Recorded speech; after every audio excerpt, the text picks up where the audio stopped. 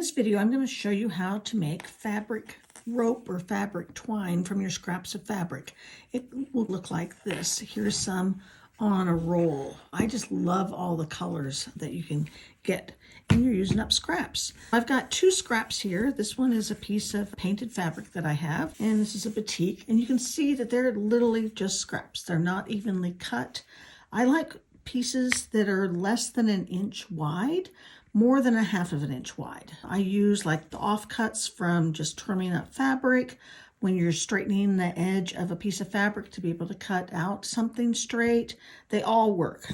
Here's a piece that you can tell was just torn from something that we'll add on here.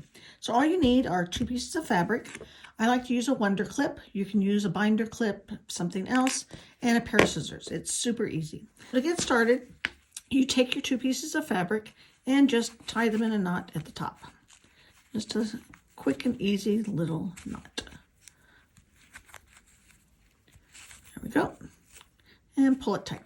Then you take one of the fabrics and you twist it 3 or 4 times away from you, and then wrap it over the other fabric. And it's kind of tricky. I use like my ring finger and my pinky from one hand to hold it while I wrap the others. 2, 3, wrap it over, and go to this one. And I like to not use fabrics that are too long, no more than 12 to 18 inches in length, and it can be shorter.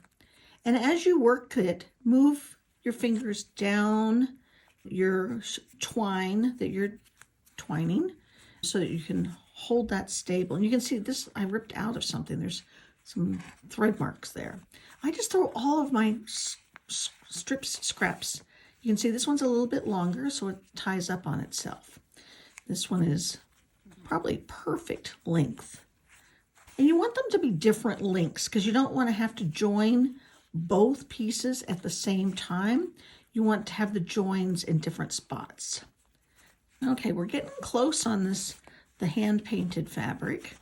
Let's just do one more. And now I'm going to take my clip and I'm going to hold those in place.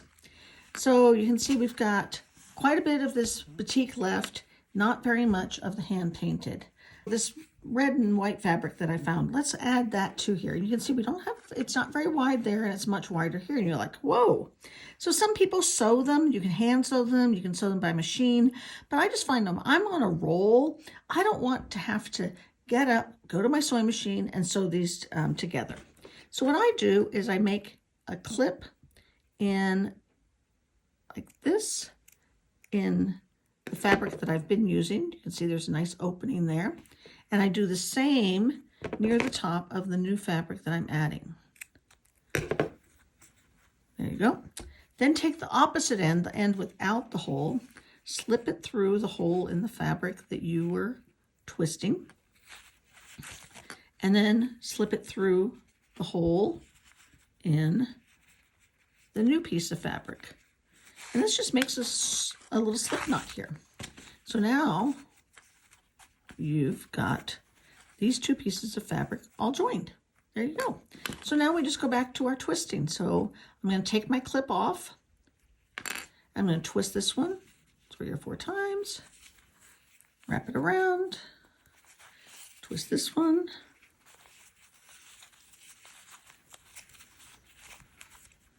and we're going to just keep going like that. Sometimes you can get your fingers to really get the fabric rolling. You can see right here it's a little wider than I like, and it makes it a little harder to twist. And I like the thinner twine. Like if you use, see, this is probably 1.5 inches, 1 3/4 here, which is wider than I normally like, but I'm not picky. Now you can see we're joining these two.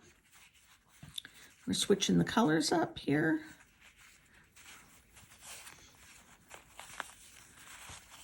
I'll just go a little bit further so you can see how it looks. And I could have intentionally tried to make this red twist with the right side out. I like the look of having both. So here, I'll switch it up. We'll try to make the right side go out.